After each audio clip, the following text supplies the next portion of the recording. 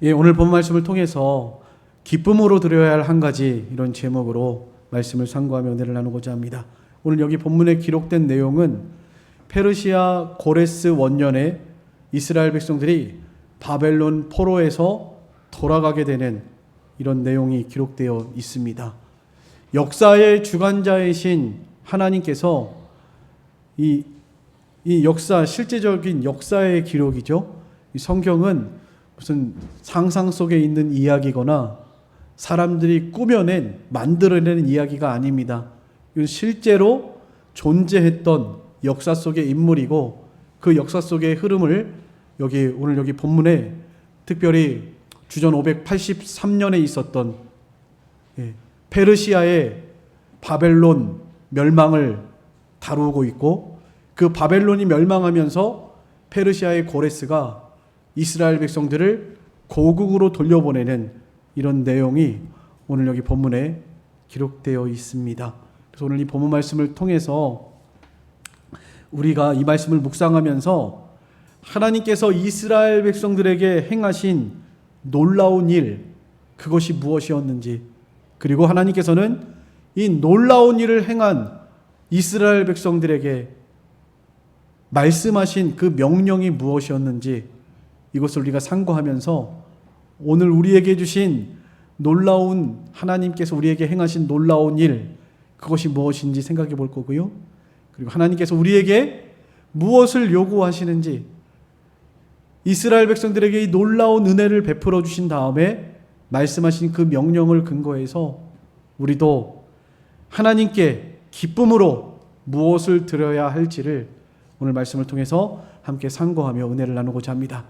오늘 먼저 이 역사적인 배경을 먼저 잠깐 설명을 드려야 될 것 같습니다. 이 역사의 주관자이신 하나님께서 죄로 인하여 이스라엘 백성들이 바벨론에 의해서 멸망을 당하게 하셨죠. 그것이 오늘 여기 본문에 기록된 것처럼 예레미야의 입을 통해서 기록되어 있습니다. 이스라엘 백성들이 범죄함으로 하나님께서 그들을 바벨론의 손에 넘기시겠다, 바벨론에게 멸망하기 전에 예레미야가 글을 썼습니다. 성경을 썼습니다. 하나님의 응답을 받아서 하나님께서 죄를 회개하지 않으면 바벨론에 70년 동안 포로 생활하게 하실 것이라고 선포하셨다. 회개하고 하나님께로 돌아오라고 예레미야가 사역하는 동안에 하나님의 말씀을 전달했습니다. 그러나 이스라엘 백성들은 예레미야의 말을 좋지 않게 여겼죠. 망한다고 하니까, 회개하라고 하니까, 자기들이 무엇인가 잘못하고 있고 회개하지 않으면 망한다고 하니까 이들이 아주 기분이 나빠서 예레미야를 싫어하고 예레미야를 때리고 구덩이에 빠뜨려서 죽이려고 하는 이런 예레미야를 엄청 핍박하고, 오히려 그 당시에 활동하던 거짓 선지자들의 말을 더 따라갔죠. 괜찮습니다. 하나님이 함께 하십니다. 하나님이 이 나라를 보호해 주실 것입니다. 이렇게 감언이설로 백성들에게 바벨론과의 전쟁에서 이길 것입니다. 그래서 주변에 여러 나라들과 이렇게 연합을 해가지고, 특별히 강대국 애굽을 의지하다가 결국에는 이스라엘 백성들이 주전 586년에 바벨론에 의해서 완전히 멸망을 하게 됩니다. 나라가 빼앗기고 바벨론으로 포로 잡혀가게 되고, 바벨론에서 이주한 다른 백성들이 이 나라에서 살게 되는 그런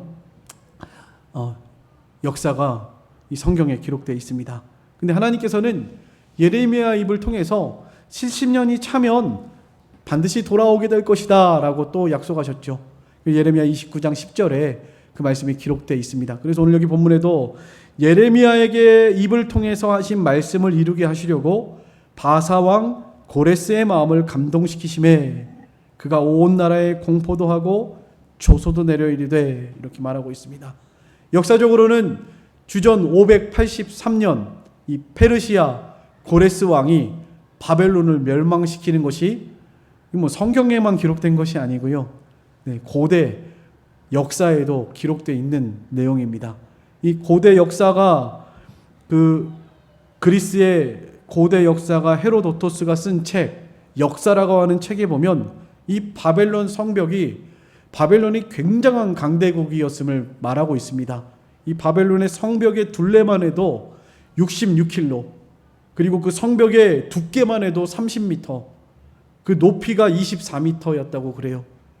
그 만리장성보다도 더 이런 견고한 그런 성벽을 쌓아놓고, 그리고 그 주변으로는 유프라테스 강이 흐르도록 그렇게 위에서 물길을 바꿔가지고 물이 이렇게 성 주변을 둘러싸서 흐르도록, 그러니까 완전히 요새죠.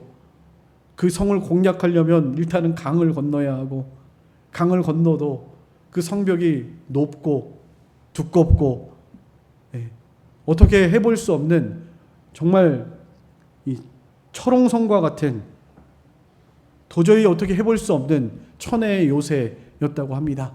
또 그 성이 혹시 주위에 그 군대에 의해서 이렇게 둘러싸여도 죽지 않도록 그 안에서 모든 농사를 할 수 있도록 이 유프라테스 강이 그 강줄기를 그 성 안으로 한 줄기를 흐르게 해가지고 성 안으로까지 강물이 흘러서 전쟁에 나서 적군이 둘러싸고 있어도 성 안에만 있어도 그냥 살 수 있도록 그렇게 모든 준비가 되어 있는 그런 성이었다고 합니다. 실제로 그 성경에 다니엘에 기록된 벨사살 왕은 저기 페르시아 군이 쳐들어왔다 그래도 걱정 하나 하지 않고 그 전쟁이 쳐들어온 그날에도 안에서 신하들과 함께 잔치를 벌였다는 내용이 그 다니엘서에 기록되어 있습니다. 바벨론의 벨사살 왕이 그렇게 지금까지도 여러 번 이 페르시아 왕도 여러 번 이렇게 공략을 하기 위해서 1년 동안 그 성을 탐지하고 정탐하고 또 여러 가지 공격을 시도했지만 그 공격을 여러 번 실패했다고 합니다.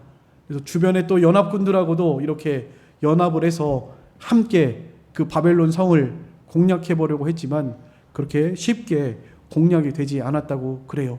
그런데 이 역사가가 기록한 책에 의하면요, 이 바벨론 성이 멸망을 할 때 아주 쉽게 그냥 그렇게 하루 만에 멸망을 했다고 기록이 되어 있습니다. 물길을 따라서 페르시아 고레스가 그 여러 번 공격을 시도하다가 그 물길, 성 안으로 들어가는 그 물길을 마르게 해서, 왕이 말을 타고 가다가 위에서 말이 이렇게 강줄기에서 여러 갈래로 물이 나눠지는 것을 보고 하나님이 지혜를 주셔서 페르시아 고레스 왕이 위에서 물길을 막아버린 거예요. 물길을 다른 길로 흐르게 했습니다.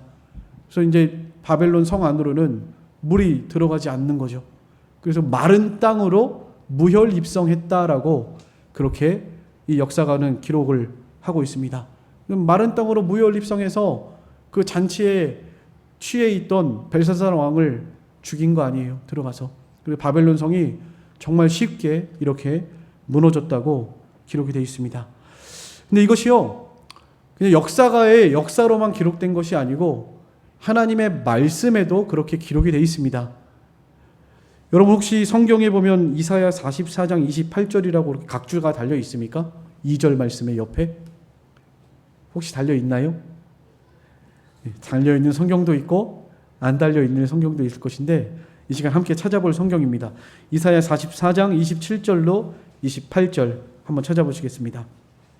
이사야 44장 27절 28절입니다. 한번 같이 읽겠습니다. 시작.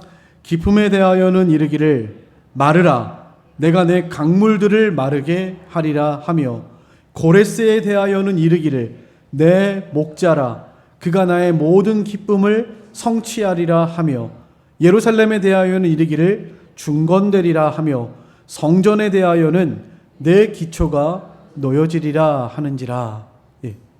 이게 지금 이사야가 예언한 말씀인데, 이사야는 고레스가 태어나기도 전에 예언했던 사람이에요. 그런데 지금 고레스라는 이름이 이 성경에 기록되어 있죠. 이사야 45장 1절에도 고레스는 하나님의 기름 부음 받은 자다 라고 기록했습니다. 이사야 45장 1절 한번 찾아보겠습니다. 이사야 45장 1절 같이 읽겠습니다. 시작. 여호와께서 그의 기름 부음을 받은 고레스에게 이같이 말씀하시되 내가 그의 오른손을 붙들고 그 앞에 열국을 항복하게 하며 내가 왕들의 허리를 풀어 그 앞에 문들을 열고 성문들을 닫히지 못하게 하리라. 이 이사야 선지자는요, 지금으로부터도 여기 지금 기록된 이 주전 538년 페르시아가 바벨론을 멸망시키기 그 전으로부터도 한 140년 전에 활동했던 선지자입니다. 성경을 약 한 200년 가까이 전부터 기록을 해가지고 그렇게 적어도 140년 이상 된 성경이에요. 지금 이 일이 있기 전에 성경입니다. 사람들은 그래서요, 어떻게 이게 가능하냐? 이것은 이사야의 성경이 아니고 후반부는 저 후반부에 이렇게 기록된 이런 고레스 이름까지 기록된 이런 내용들은 후대에 포로 잡혀간 사람들이, 포로에서 돌아온 사람들이 후대에 기록한 거다라고 그렇게 말하기도 하죠. 그런데 그렇지 않습니다. 이것은 이사야의 글이 분명하고, 이사야 7장에 보면 더 놀라운 사실이 기록되어 있죠. 보라, 처녀가 잉태하여 아들을 낳을 것이니 이름을 임마누엘이라 하라. 누구에 대한 예언이죠? 예수님에 대한 예언이죠. 예수님이 아직 나시기 750년 전 이사야는 처녀가 잉태하여 아들을 낳을 것이다.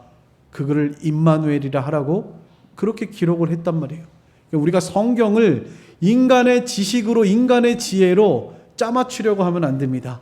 이 성경은 하나님의 말씀이 분명하고 하나님께서 성령의 감동으로 기록하게 하셨습니다. 이사야가 어떻게 고레스의 이름을 알고 어떻게 고레스가 바벨론을 멸망시킬 것을 기록하고 있냐 말이에요. 이것은 하나님께서 그렇게 알게 하신 것이고, 하나님께서 성경을 기록하게 해서 이 고레스로 하여금 성경을 보고 그 일을 이루게 하시기 위한 하나님의 감동이었다라는 것을 기억하셨으면 좋겠습니다. 오늘 여기 본문에 한번 1절 다시 한번 읽어보겠습니다. 1절 한번 읽어보겠습니다. 오늘 본문입니다. 시작. 바사왕 고레스 원년에 여호와께서 예레미야의 입을 통하여 하신 말씀을 이루게 하시려고 바사왕 고레스의 마음을 감동시키심에, 그랬죠? 하나님께서 바사왕 고레스의 마음을 감동시키셨다.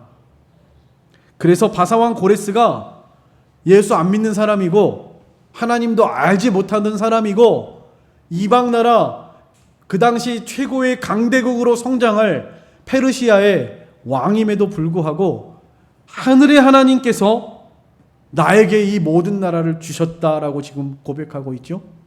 그 이유가 뭐라고 하고 있습니까? 유다 예루살렘에 성전을 건축하라고 하나님께서 지금 나에게 이 일을 하게 하셨다.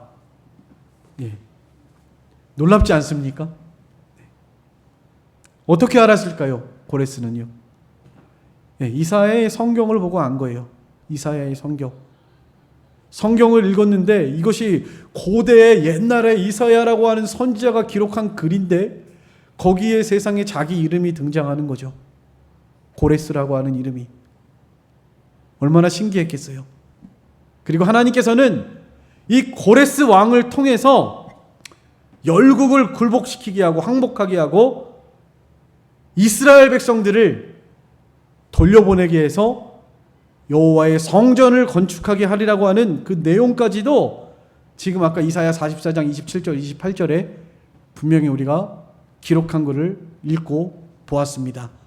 이 고레스 왕이 이사야의 성경을 보고 하나님, 이스라엘의 하나님 여호와라고 하는 신이 계시는데 그 하나님께서 나에게 열방을 주셨구나. 그리고 이스라엘 백성들에게는 예루살렘에 돌아가서 성전을 건축하라고 하시는구나.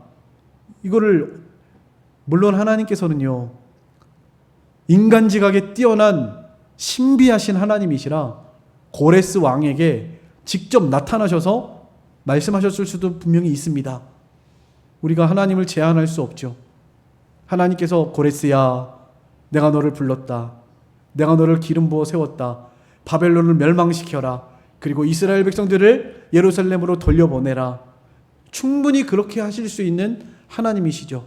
그러나 고레스 왕이 어떻게 알았는가? 라고 할 때 요세푸스 유대 고대사에 의하면 이 고레스가 이사야의 글을 읽고 하나님을 알았다라고 그렇게 해석을 하고 있습니다. 저도 그 의견에 동감합니다. 하나님의 말씀을 통해서 하나님을 만나고 하나님이 감동하시는 이 말씀을 가지고 하나님께서 나에게 열방을 주셨구나. 그리고 성문이 열려지게 하시는구나. 마른 땅으로 입성하게 하시겠구나. 이게 다 역사적으로 그렇게 됐다니까요. 강물이 흐르던 곳에 마른 땅으로 무혈입성해가지고 또 주변에 많은 나라들이 그냥 이렇게 고레스 앞에서 항복하고 성문을 열어주는 일들이 있었다라고 그렇게 역사가들이 분명하게 기록을 하고 있습니다. 그 당시에 떠오르는 신흥 강대국 페르시아의 앞에서 두렵고 떨면서 사람들이 성문을 개방하고 열어주고 통각해야 하는, 항복하고 협력하는 일들이 있었다라고 분명히 기록하고 있습니다. 이 성경을 통해서 이 고레스는 분명히 이 일이 하나님이 행하신 놀라운 일이고 이스라엘 백성들에게 예루살렘으로 돌아가서 성전을 건축하라고 명하셨다. 이것을 분명히 깨달았던 것이죠. 그래서 이 고레스가 그렇게 지금 선포하고 있는 것입니다. 너희는 다 고국으로 돌아가라. 너희들이 섬기는 신 하나님 여호와께서 나에게 분명히 말씀하셨다. 너희들을 돌려보내라고. 가서 예루살렘의 성전을 건축하라고 나에게 분명히 말씀하셨기 때문에 너희들은 이제 다 돌아가라. 그렇게 명령을 했습니다. 놀라운 일이지 않습니까? 이건 이해할 수 없는 일이고요. 정말 하나님이 행하신 세상 만사를 주관하시는 역사의 통치자이신 하나님께서 행하신 너무나도 신기하고 놀라운 일이 아닐 수가 없습니다. 이 돌아간 이스라엘 백성들에게 하나님께서 요구하시는 거 한 가지가 무엇이죠? 무엇이었죠? 성전을 건축하라. 이것이 이스라엘 백성들에게 요구하셨던 하나님의 뜻입니다. 그 전에 먼저 기쁨으로 예물을 드려라 라고 말씀하고 계시는데, 여러분, 이스라엘 백성들이 바벨론에서 포로에서 고국 땅으로 돌아갈 때 얼마나 기뻤을까요? 네, 얼마나 기뻤을까요? 여기 에스라 이제 쭉 읽어보시면 나오지만 너무너무 기뻐가지고 춤추며 찬송하면서 그렇게 하나님을 높이 아주 크게 찬송했다고 기록이 되어 있습니다. 얼마나 기뻤겠어요? 생각을 해보세요. 70년 동안 포로 생활, 말이 포로 생활이죠. 여러분, 우리도 그런 똑같은 경험을 했죠. 우리가 직접 경험한 건 아니지만 우리 조상들이요. 일본에 의해서 우리가 이 나라가 짓밟히고 얼마나 고통을 많이 당했습니까? 역사적으로 너무나 많은 고통의 잔해들이 남아있잖아요. 여인들, 우리 10대 저 조그만 아이들은 그 어렸을 때부터 일본의 군인들을 위한 위안부로 다 잡혀갔습니다. 보미도 잡혀가고 은채도 잡혀가고 다 잡혀가는 거예요. 10대 어린아이들 다 잡아갔습니다. 뭐 하려고 잡아갔어요? 군인들 놀이개로 위안부 삼으려고 그렇게 잡아간 거죠. 남자들은 어땠게요? 저 10대 아이들부터 다 잡아갔습니다. 만주로, 전쟁의 총알바지로 다 끌려갔어요. 힘없고 연약한 노인들, 아주 어린 아이들만 남았고 그들도 일본에 얼마나 이 종살이 하면서 얼마나 힘들었어요. 특별히 우리 기독교는 하나님을 섬기는 이 교회에 일본의 신사라고 하는 우상을 세워놓고 그 우상에게 절하지 않으면 죽이겠다는 거죠. 그래서 일제 신사 참배에 굴복하지 않았던, 우상 섬기지 않았던 많은 우리 믿음의 선진들이 무참하게 죽임을 당하고, 그렇게 나라를 잃은 많은 수많은 독립투사들이 나라를 되찾기 위해서 얼마나 많은 피와 이런 희생을 했습니까? 그때 우리나라가 하나님의 은혜로, 진짜 하나님의 은혜로 미국이라는 그 당시 세계 최고의 강대국이고 전 세계의 경찰관과 같은 그런 역할을 했던 미국을 통해서 전쟁하지 말아라, 그만둬라, 자꾸 하면은 원자폭탄 떨어뜨린다, 이렇게 해가지고 결국에는 말 안 듣는 일본의 히로시마의 원자폭탄 투하에서 항복하게 만들어가지고 우리나라를 다시 되찾게 해줬잖아요. 표면적으로는 고레스 왕이 했고 미국이 했지만 그 역사의 주관자이신 하나님께서 하신 일이라는 것을 믿습니다. 하나님께서 우리에게도 이런 놀라운 이런 은혜를 베풀어 주셔서 1945년 8월 15일 우리나라가 일본으로부터 나라를 되찾은 날, 그날이 광복절이죠. 그리고 1948년 8월 15일 대한민국 정부가 수립된 날, 그날을 기념하기 위해서 우리가 8월 15일 광복절 행사를 기쁨으로, 감사함으로 그렇게 맞이하고 있습니다. 여기에 대해서도 할 말이 참 많은데, 여러분 1948년 8월 15일입니다. 대한민국 정부 수립입니다. 일부 어떤 사람들은 1919년 임시정부 수립, 그것을 대한민국 정부 수립이라고 하면서 대한민국 자유민주주의 공화국을 세운 이런 초대 대통령의 모든 공로를 무시하고 아예 그 이승만의 잔재를 우리나라에서 지워버리려고 하는 이런 세력들로 인해서 1919년 임시 정부가 우리나라 그 나라가 설립된 날이다, 이렇게 말하기도 하는데요. 그렇지 않습니다. 대한민국 정부가 수립되고 대한민국 자유민주주의 공화국이 세워진 날은 1948년 8월 15일 이승만 대통령에 의해서 세워진 것입니다. 여러분, 우리는 이 역사를 잊어버려서는 안 돼요. 우리는 조선이 아닙니다. 지금 광화문에 가면 이순신 동상이 세워져 있고 세종대왕 동상이 세워져 있는데, 어느 나라에도 그 나라의 건국을 위한 최고 1등 공신이 어떤 그 나라를 상징하는 거리에 동상으로 세워져 있죠. 근데 우리나라만 아직도 조선의 위대한 인물들이 세워져 있습니다. 그래서 이 나라를 아직도 조선이라고 생각하는 사람들이 많은 것 같아요. 후기 조선 정도로, 남조선, 북조선, 조선이라고 생각하는 분들이 많은 것 같습니다. 조선 아니에요. 이 나라는 대한민국 민주주의 공화국입니다. 우리나라는 대한민국이죠. 조선이 아닙니다. 어쨌든 할 말이 참 많습니다. 하지만 오늘 중요한 거, 대한민국 민주주의 공화국, 우리에게 이런 자유를 허락하신 분이 하나님이시다. 이승만 대통령이 처음에 이 나라를 자유민주주의 공화국으로 세우게 된 결정적인 이유가 있습니다.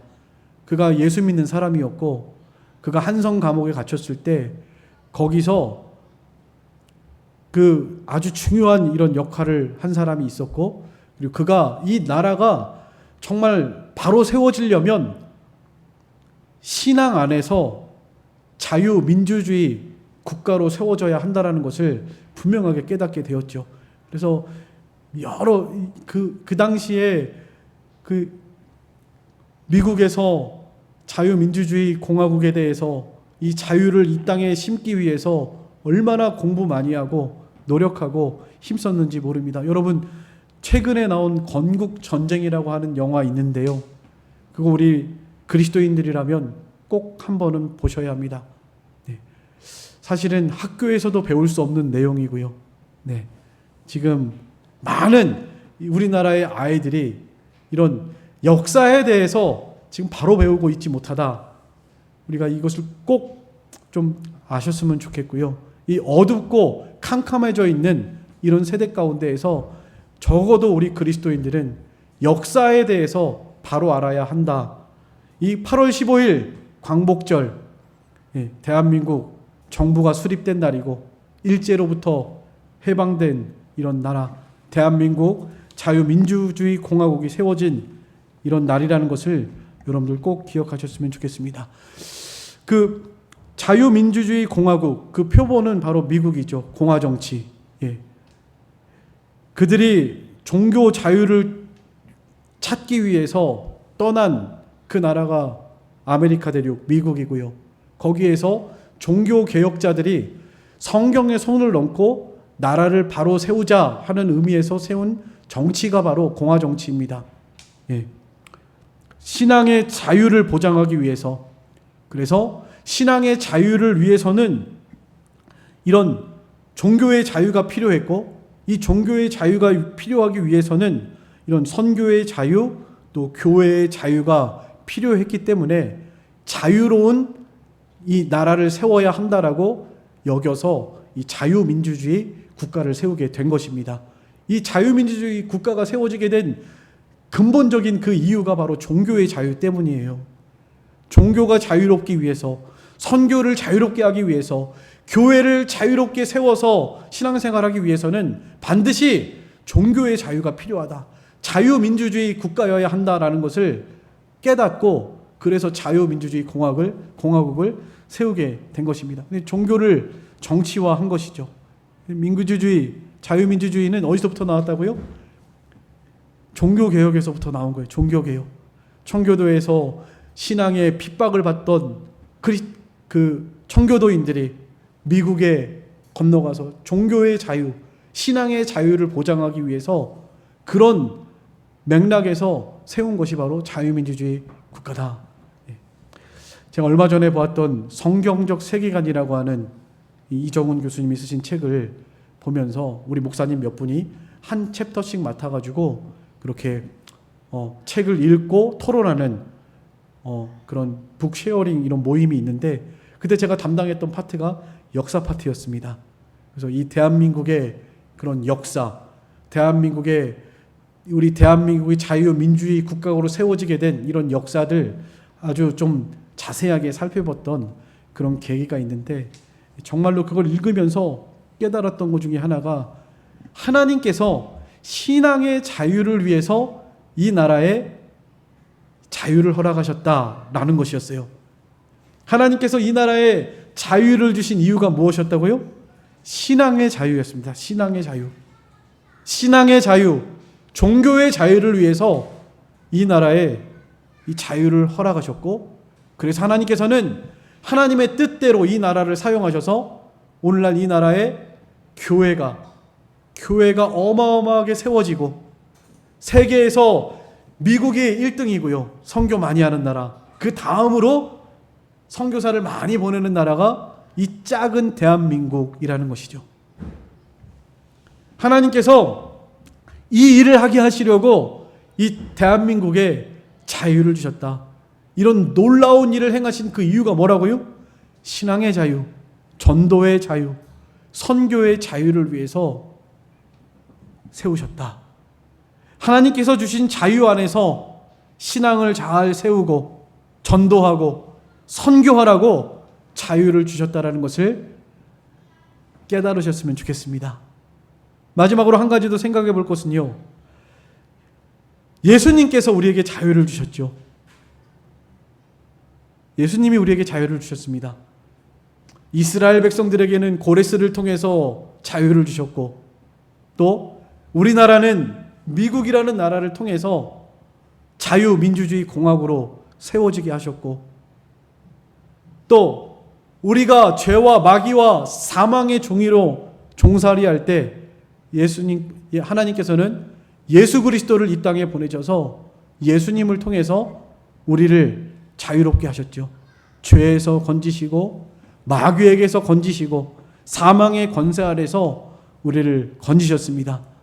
예수님께서 우리가 죄로 인해서 비참한 상태에 있을 때 그 죄로 인해서 사망이 왔고 죄 아래서 종노릇하다가 죄값으로 지옥 멸망당해서 영원히 세세 무궁토록 지옥의 멸망과 고통을 받아야 할 우리들이었죠. 계시록 20장 14절 15절 한번 찾아보시겠습니다. 계시록 20장 14절 15절 같이 한번 읽어보겠습니다. 시작. 사망과 음부도 불못에 던져지니 이것은 둘째 사망 곧 불못이라. 누구든지 생명책에 기록되지 못한 자는 불못에 던져지리라. 계시록 20장 10절도 같이 읽겠습니다. 시작. 또 그들을 미혹하는 마귀가 불과 유황못에 던져지니 거기는 그 짐승과 거짓 선지자도 있어 세세토록 밤낮 괴로움을 받으리라. 세세 무궁토록 지옥에 던져져서 밤낮 괴로움을 받을 수밖에 없는 이런 멸망할 우리들이었다는 것. 죽어서 끝나는 것이 아니라 지옥에 떨어져서 영원히 멸망과 저주와 고통을 받아야 할 우리들을 하나님께서 예수 그리스도를 이 땅에 보내셔서 예수님으로 말미암아 우리의 모든 죄값을 완전히 치르게 하시고 나를 마귀와 모든 사망의 권세에서 죄의 권세에서 해방하셨습니다. 뿐만 아니라 우리를 하나님의 자녀로 삼아주셔서 이 땅에 살아가는 동안에도 아버지의 뜻이 아니면 머리털 하나 땅에 떨어지지 아니하도록 우리를 보호하시고 참으로 우리의 모든 인생길, 광야와 같은 인생길을 살아가면서도 모든 일을 합력해서 선을 이루어 주시고 우리의 구원을 이루어 주시는 영생하도록 우리를 자라나게 하시고 이 땅에서 소망을 가지고 살아가게 하시는 하나님의 이 놀라우신 은혜, 우리에게도 이런 자유를 허락하셨죠. 왜 이런 자유를 주셨을까요? 왜 우리를 지옥 멸망할 자리에서 건져내서 하나님의 자녀로 삼으시고 하나님의 나라의 백성으로 우리를 삼으셨을까요? 그 이유가 무엇일까요? 하나님께서 이스라엘 백성들에게는 성전을 건축하라 하셨죠. 또 아까 말씀드린 것처럼 우리나라에 왜 이런 자유를 주셨죠? 신앙의 자유 속에서 전도와 선교하라고 주신 자유예요. 신앙을 잘 세워나가라고 주신 자유입니다. 그것이 아니면 이 자유를 언제든지 하나님이 걷어 가실 수 있습니다. 걷어 가시는 거예요. 더 이상 전도하지 않고 더 이상 선교하지 않는다면 하나님께서는 그 자유를 더 이상 주실 이유가 없는 것이죠. 여러분 역사를 한번 잘 살펴보세요. 유럽이 복음이 왕성하고 복음을 전하고 세계 선교사의 사명을 감당할 때는 영국이 해가 지지 않는 나라였습니다. 이 역사를 돌아보면 그래요. 근데 왜 그 영국에 있던 그 권세가 미국으로 넘어가게 됐죠? 하나님께서 미국을 통해서 전도하고 선교하는 사명을 감당하게 하셨고 그들에게 복을 주셔서 전 세계의 가장 위대한 강대국으로 성장시키신 겁니다. 왜 똑같은 나라에서 김일성이 세운 북한 정권은 저렇게 거지가 됐고 이 남한의 이승만 대통령을 통해서 자유민주주의 국가를 세운 이 남한은 왜 이렇게 잘 사는 세계 경제 강대국으로 교회들이 많고 서기에 선교하는 이런 나라로 세워주신 것이죠. 여러분 이게 참 우리 역사를 통해서 우리는 분명히 깨달으셔야 합니다. 역사를 통해서 하나님께서는 이 나라에 복 주시고 우리에게 신앙의 자유를 허락하셨습니다. 복음을 전하고 선교하는 일을 잘 감당하라고. 왜 우리를 죄에서 건져서 하나님의 자녀로 삼으시고 하나님의 나라를 소망하며 살아가게 하십니까? 네. 그 은혜에 감사하고 그 은혜가 얼마나 큰 것인지를 깨닫고 기뻐하면서 이 복음을 전하게 하시기 위함이에요. 여러분, 내가 지옥 가지 않고 천국 간다는, 이 땅에서 예수를 믿고 천국 가게 된다는 이 놀라운 사실이 정말로 믿어지고 그것이 내 안에 정말로 기쁨이라고 한다면 전도하지 않을 수 있을까요? 불가능한 일입니다. 네. 내가 사랑하는 내 남편, 내 아내, 내 자녀들에게 내가 믿음으로 말미암아 죄 용서받고 천국에 가게 되었는데 예수를 믿지 않으면 저 지옥 멸망을 당하게 되는데 이것이 진짜 믿어지는 사람이라면 사랑하는 사람들에게 그들을 그 영혼을 위해서 기도하지 않을 수 없고 또 그 영혼을 위해서 전도하지 않을 수가 없다는 것입니다. 이건 뭐 해도 되고 안 해도 되는 게 아니고요. 예수 믿으면 당연히 나타나는 열매예요. 그것은요. 참으로 예수를 믿고 죄 용서 받아서 천국이 믿어지고 지옥이 믿어지는데 어떻게 말하지 않을 수가 있어요? 이건 불가능한 일입니다. 그래서 믿음은 행함과 함께 갈 수밖에 없는 것입니다. 믿음은 행함과 함께 일해요. 참으로 믿는다면 안 할 수 없단 말이에요. 여러분, 우리에게도 나에게 주신 이 구원의 은혜가 얼마나 크고 위대한 것인지 이것을 깨닫는 이 시간이 됐으면 좋겠고요. 우리가 참으로 나에게 베풀어 주신 이 위대한 하나님의 놀라우신 행하신 이 일을 깨닫는다면 우리도 하나님께서 우리에게 요구하시는 거 한 가지, 그것은 바로 기쁨으로 하나님의 성전을 건설해 나가는 일입니다. 이 성전은 보이는 성전을 말하는 것이 아니죠. 너희 한 사람 한 사람이 성전이라고 그랬죠. 예수 믿고 돌아오게 하는 일, 주님 안에서 주님 닮아가면서 믿음으로 신앙을 잘 세워나가는 일, 전도하고 선교하는 일, 이것이 바로 하나님이 제일 기뻐하시는 일이죠. 그것을 위해서 우리를 구원하시고 이런 놀라운 자유의 은혜를 허락하셨다는 것, 여러분 오늘 말씀을 통해서 깊이 깨달으시고 우리가 참으로 이 놀라운 은혜를 깨달은 자로서 해야 될 한 가지가 있다면 그것이 뭐라고요? 전도하고 선교하는 일이라는 것, 교회를 세워나가는 일, 하나님이 내게 주신 그 은혜를 기뻐하면서 기쁨으로 예물을 드렸던 이스라엘 백성들처럼, 기쁨으로 성전을 건설했던 이스라엘 백성들처럼 우리들도 그 기쁨과 감사와 감격 속에서 교회를 세우고 나의 신앙을 세워나가는, 전도에서 생명을 살려나가는 이 복된 사명 잘 감당할 수 있는 그런 저와 여러분의 신앙생활 되시기를 간절히 소망합니다.